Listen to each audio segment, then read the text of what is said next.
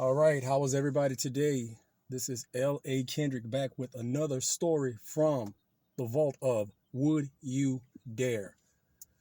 Um, it's going to be part article that I just came across. I'm just having dialogue because I talk about a lot of different things because I do a lot of different things: writer, adult sci-fi, kids novels, fitness trainer. I do a lot of things, cooking. I do a lot of things. So just try to touch base on a lot of things and need four more people to activate the ability to um, live stream from YouTube.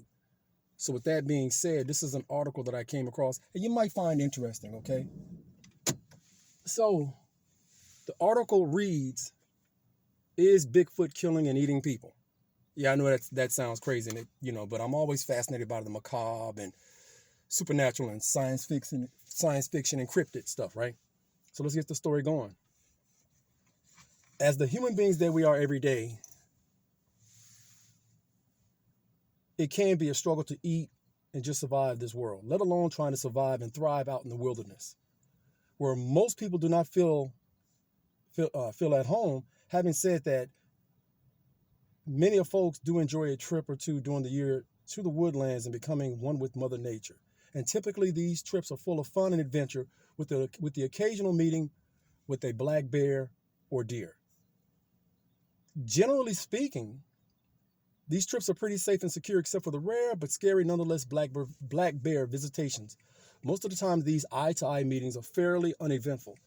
Nevertheless, how rare people have died and continue to die every year from black bear attacks and basic bear attacks. Having said that, there's a growing number of Bigfoot researchers who believe at least some of these killings could actually be Bigfoot, not black bears. Shocking? Yeah, I know.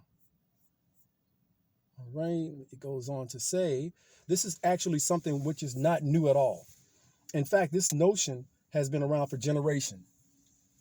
Indigenous Americans have been reporting Sasquatch or Bigfoot-like creatures kidnapping women and children for hundreds of years. These reports are coming from numerous Native American groups from the western United States. There are many detailed descriptions of Bigfoot-type creatures kidnapping women and children, but one of the best accounts comes from this story related by a Native American couple who want to remain unidentified. I guess this should be good with everybody because this is the first time that I've read this. Again, I just pick out stuff, and here we are. A number of years ago, my first wife and I were in the mountains. Not me, the person in the article. We had been making baskets, gathering willow twigs. We were in a high valley west of South Fork. My first wife was gathering willow bark to make baskets with, and I was looking for wood to make bows when I saw something black coming up the hillside. I glanced at it casually, at first because it looked like a bear on the hillside. Then it stood up as straight as a man and looked around. I thought, my God, what is that thing? It did not have a tail. It had a black, hairy body and brownish black head and two big, shiny black eyes. I thought it was some kind of man, but I didn't know what kind. Then it turned its back to me and went up the hill towards the right. I said to my wife, "Did you see that?" She said, "Yes." So then we went out from where we were standing and we climbed up the hill and went over to where this thing had been standing. There was a piece of white meat laying on the ground in front of us, which looked like part of a deer or something similar.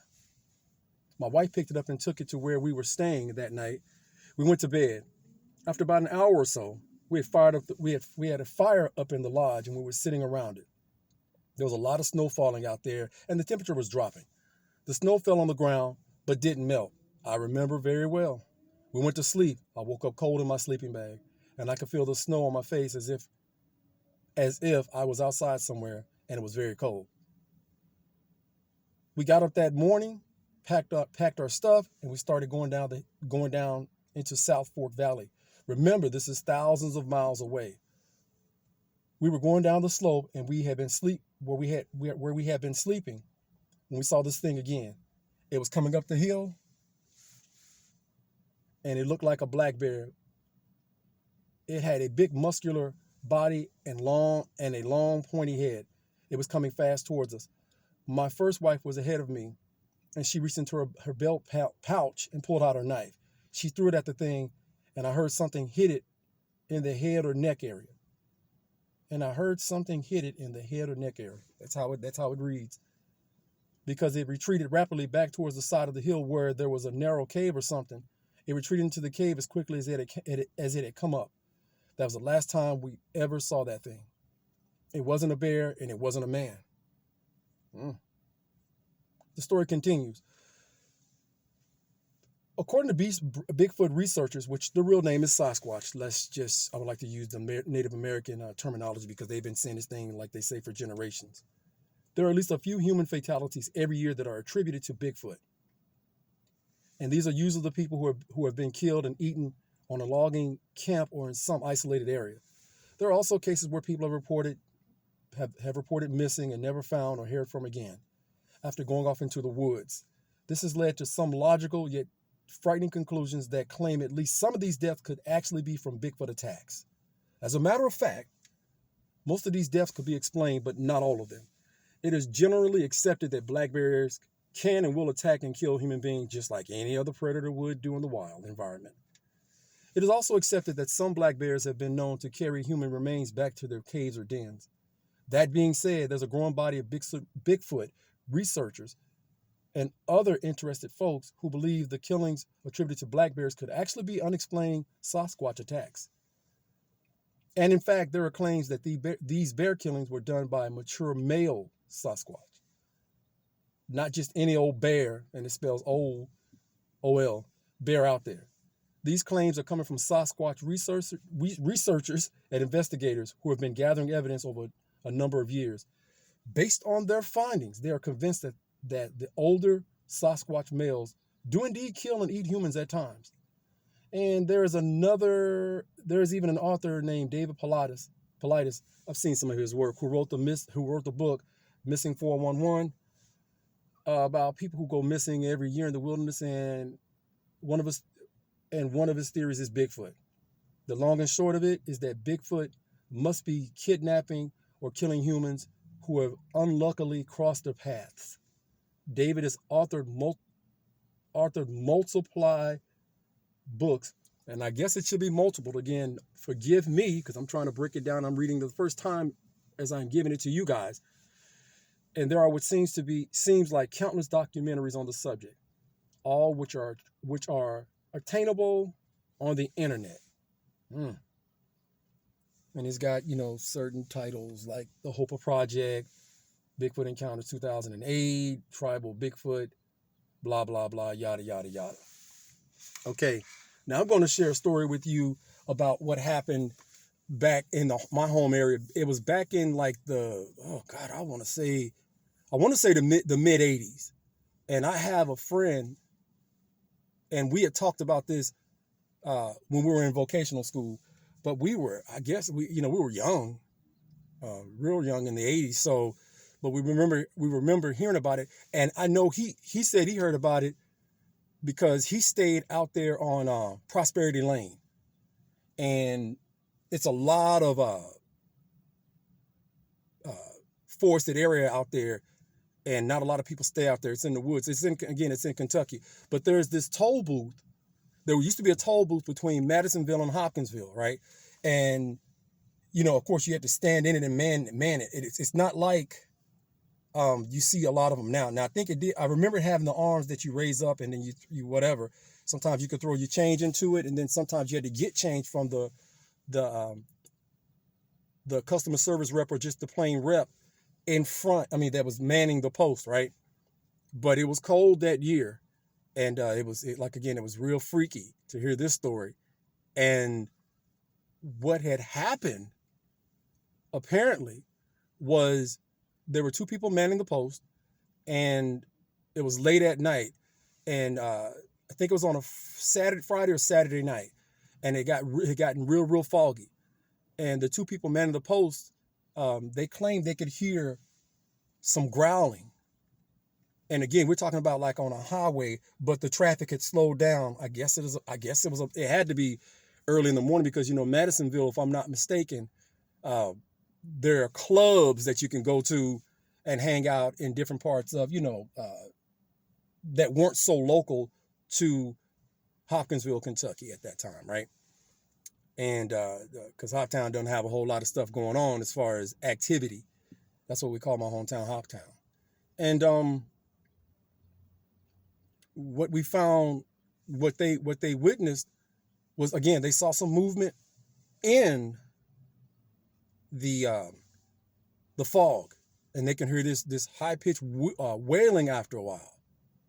And then they said something darted in front of the building, both of the buildings, and it scared they said it really scared them really bad.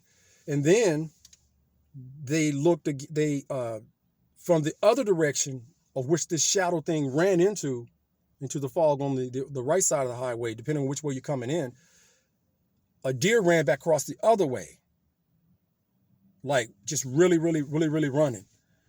And now remember, the traffic had pretty much come to a crawl, stopped to a crawl, because it was late.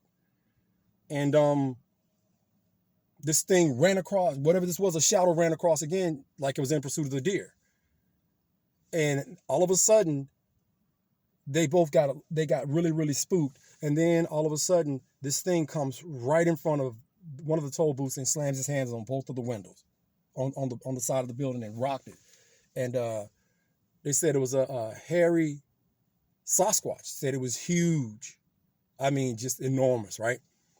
And both of those individuals quit that night.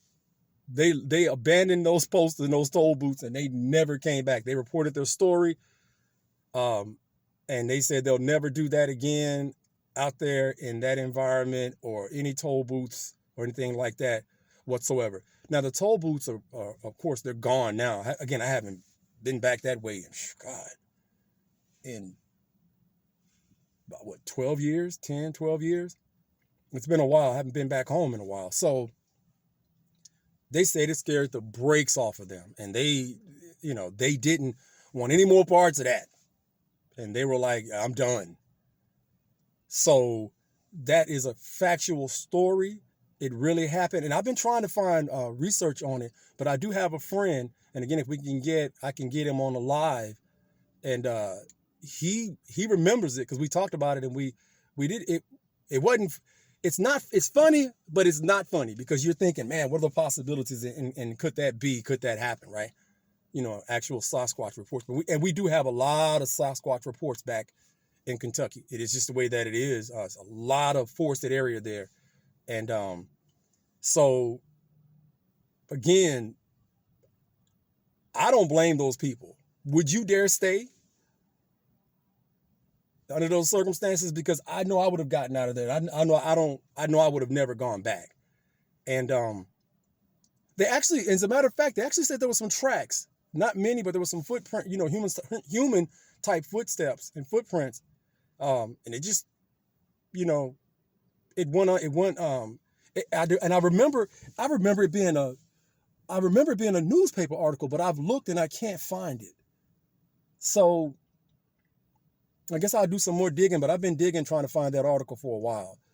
So again, that's just part of the creepy stuff that Sasquatches do. And again, these are cryptic things that are out there, possibly out there.